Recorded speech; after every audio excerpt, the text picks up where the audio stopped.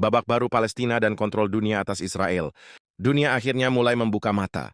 70 tahun penjajahan, 70 tahun darah yang tumpah di Tanah Suci, kini mulai mendapat perhitungan. Tanggal 10 Oktober 2025 menjadi tanda sejarah babak baru bagi rakyat Palestina dan awal dari kendali dunia atas keserakahan Israel. Ketika kabinet Israel akhirnya tunduk pada tekanan internasional dan menyetujui gencatan senjata, itu bukan karena belas kasih. Itu karena mereka kalah secara moral, kalah secara politik, dan kalah di mata dunia.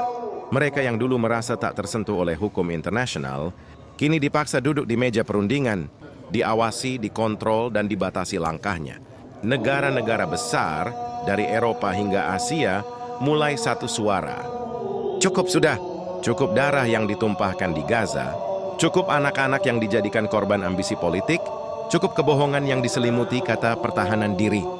Dunia kini menuntut akuntabilitas, menuntut keadilan, dan menuntut kedaulatan bagi rakyat Palestina yang berhak hidup merdeka di tanahnya sendiri.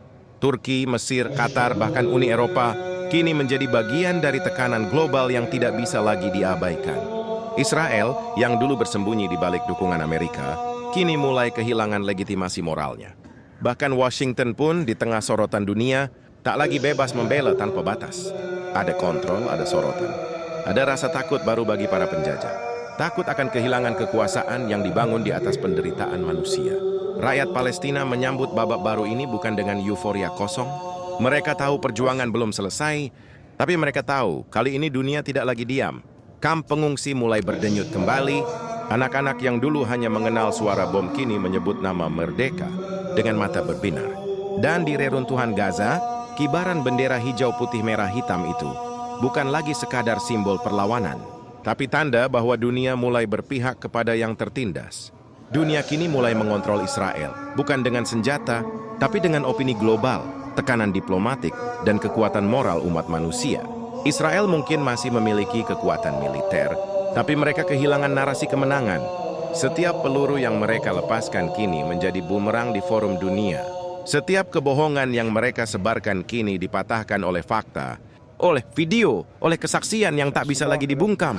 Dan di tengah perubahan besar itu, Palestina berdiri tegak. Belum sepenuhnya merdeka, tapi kini mereka tidak lagi sendirian. Dunia mulai melindungi, dunia mulai mengawasi, dan dunia mulai menuntut tanggung jawab dari sang penjajah. Ini bukan akhir dari perjuangan, tapi awal dari babak baru sejarah. Babak di mana kebenaran menekan keangkuhan, dan kezaliman mulai kehilangan pijakan. Babak baru ketika Palestina bukan lagi korban, tapi subjek perjuangan yang mendapat dukungan umat manusia. Bumi